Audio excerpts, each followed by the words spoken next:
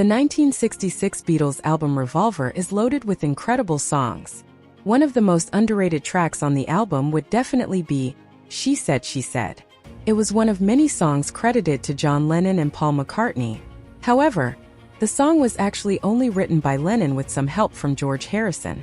McCartney didn't really have much to do with it, according to the man himself in Barry Miles' biography called Paul McCartney.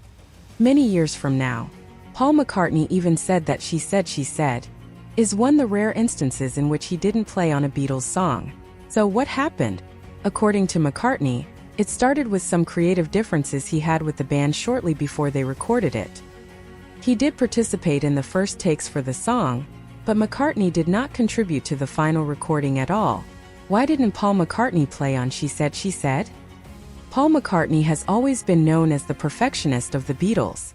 So when the band opted to experiment with more psychedelic elements around the mid-1960s, there was quite a bit of headbutting. McCartney pitched an arrangement for She Said, She Said, which was ultimately ignored. That didn't sit well with McCartney. John Lennon brought it in pretty much finished, McCartney said in his biography. I'm not sure, but I think it was one of the only Beatle records I never played on.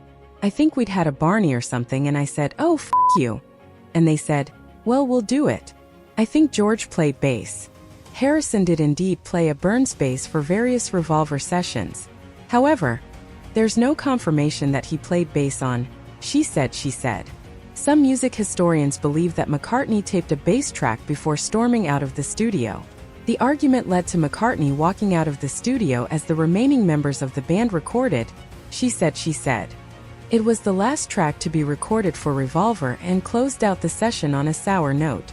Still, the Revolver period is widely believed to be the most cooperative the band had been when it came to each of the Beatles members working together creatively.